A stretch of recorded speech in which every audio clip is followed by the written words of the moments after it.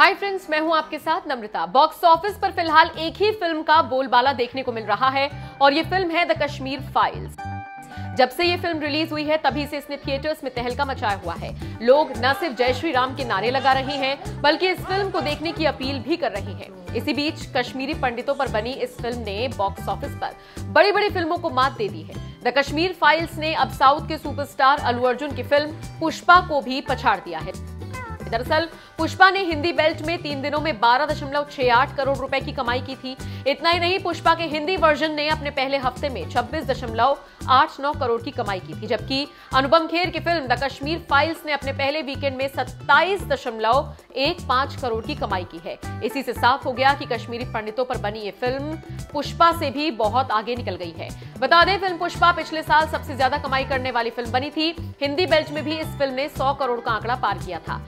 इतना ही नहीं, ओटीटी पर रिलीज होने के बाद भी अल्लू अर्जुन की पुष्पा ने शानदार कमाई की थी। हर तरफ चर्चाओं में रहने वाली इस फिल्म पर अब कश्मीर फाइल्स भारी पड़ रही है।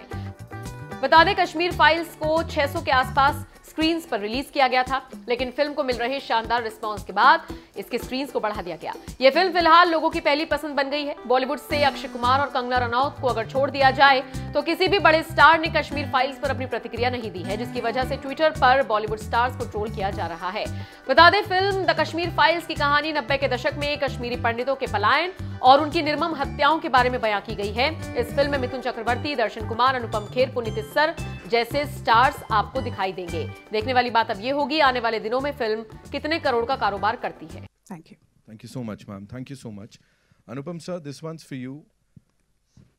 Being a Kashmiri Pandit, मैंने पढ़ा है, आपने कहा भी कि आप अपनी माता जी को ले जाना चाहते हैं उस जगह वापस, आंखें नम है, of course.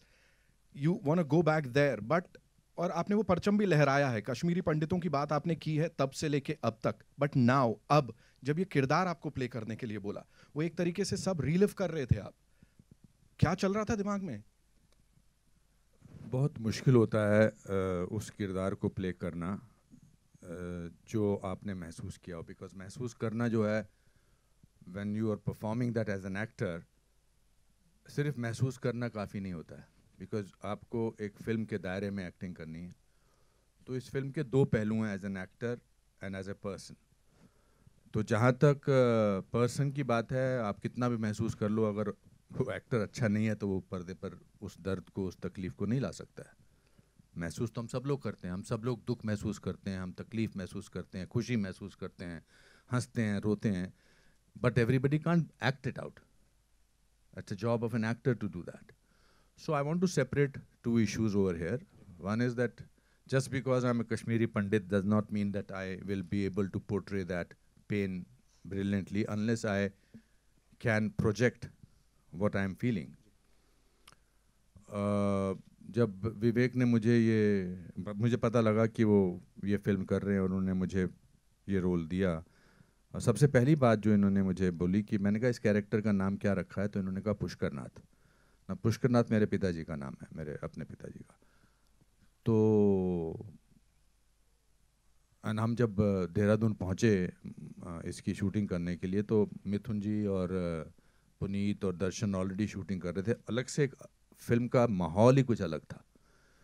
ऐसा लग रहा था कि कुछ बहुत ही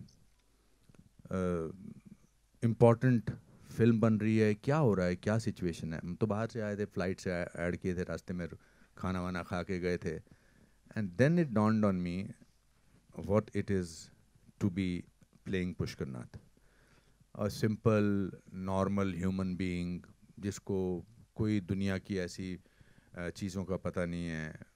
आई was representing a normal Kashmiri Pandit from Kashmir, which my father represented very well, and then it was difficult to do that role, because how do I separate the emotions of Anupam Kher from the emotions of actor Anupam Kher?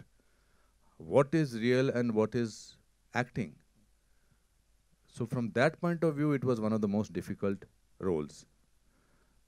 He gets dementia, he does not know what is happening, he has to, and on top of it, I was doing scenes with Darshan, who was not on the same wavelength as a character of Pushkarnath.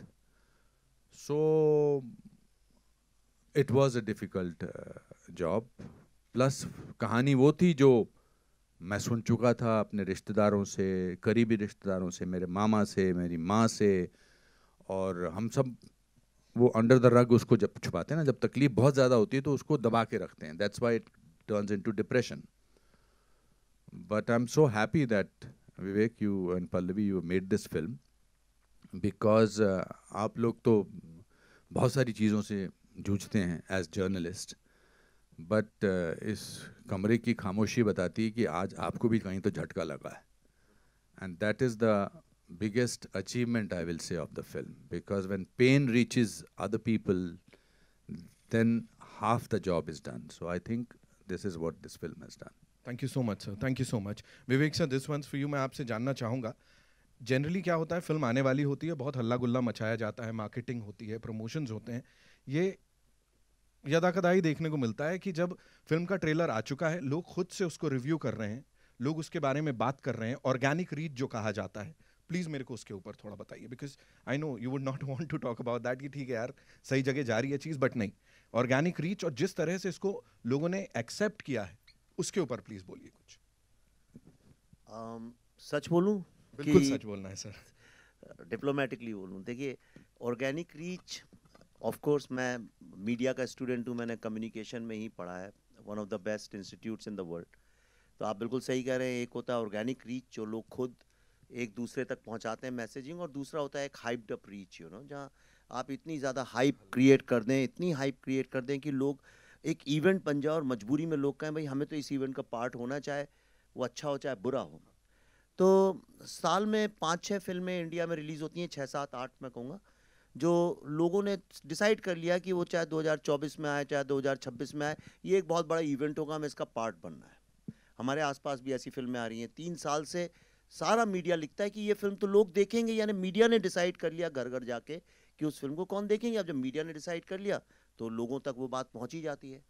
पर मैं जितनी फिल्में बना रहा हूँ अब इन विवेक अग्निहोत्री 2.0 में, उसमें इन फिल्मों को हाइप अप करने का स्कोप ही नहीं है, क्योंकि वो इतनी रियल है, इतनी जुड़ी हैं ज़मीन से, और ऐसा कोई हमारे साथ उस तरह के भी स्टार्स और एक पूरा मसल और मैकेनिज़्म काम नहीं करता है हमारे साथ भी जो वो हाइप क्रिएट कर सके. तो हम तो सिर्फ जनता जनार्दन के ही सहारे रह सकते हैं. ताशकंद फाइल्स आप सब जानते हैं, 150